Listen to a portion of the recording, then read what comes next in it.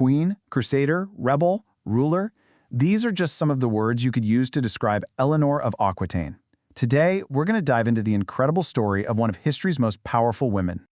Okay, let's just think about this for a second. Picture medieval Europe, a time when women were basically seen as pawns in a political chess game. Now, what if one of those pawns didn't just play the game, but ended up ruling two of the biggest rival kingdoms out there? It sounds like something straight out of a movie, right? But this actually happened. Yep, that woman was Eleanor of Aquitaine. Get this, she is the only woman in all of history to have been queen of both France and England. Her life story? It's pretty much a masterclass in how to wield power, how to survive, and, maybe most importantly, how to rebel. So where does a story like this even begin? Well, it all kicks off when she was just a teenager, and it starts with an inheritance so massive it would literally change the map of Europe and throw her right into the spotlight.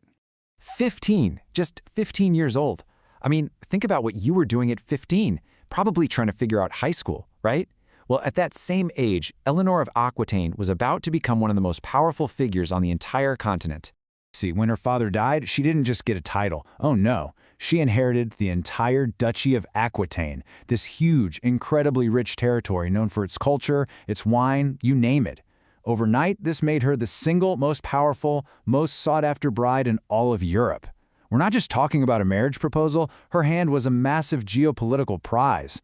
Whoever married her would control her lands. And you can bet that prize was snatched up fast. This is where her life gets even crazier. We're about to see her navigate the courts of not one, but two kingdoms. And she wasn't there to just be a quiet, pretty queen. She was there to shake things up. So you can really see the two halves of her life here. First up, Queen of France. And she was no stay-at-home queen, let me tell you. She actually went with her husband, Louis VII, on the Second Crusade. I mean, can you imagine? That was completely unheard of for a queen back then. But that marriage fell apart. So what does she do? She makes an even bigger power move. She remarries Henry II, and boom, she's now Queen of England. And here, she wasn't just the king's wife. She was basically a co-ruler in this massive empire. Oh, and she also happened to be the mother of future kings like Richard the Lionheart and King John. No big deal. But this isn't some simple fairy tale about rising to the top. Nope. Eleanor's story takes a really sharp, dangerous turn. Her own ambition and this fierce need to protect her son's futures would actually lead to her downfall. And this is where it all goes down. She actually supported her own sons in a rebellion against their father, the king. Can you believe the guts? This was straight-up treason. A huge, huge gamble, putting herself and her sons directly against the most powerful man in the kingdom, her own husband. It was a gamble that did not pay off. The rebellion was totally crushed, and for her part in it, Eleanor paid a terrible price. And that price can be summed up in just one number. 16 years. For 16 long years, the woman who was once queen of two nations was a prisoner. Her husband, Henry, had her locked away, completely cut off from her power, her money, and even her own children. For anyone else, that would have been the end of the story. But for Eleanor, this was just an intermission. Which brings us to her final act, and honestly, it might be the most incredible part of her whole story. After all those years locked away, things changed. And Eleanor didn't just walk out a free woman.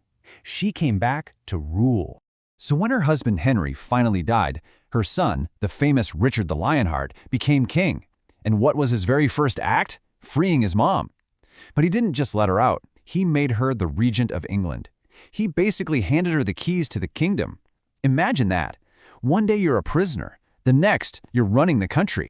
And let me tell you, 16 years in prison did nothing to dull her political genius. She immediately went to work, securing the throne for Richard, and while he was off fighting in the Crusades, who was running England?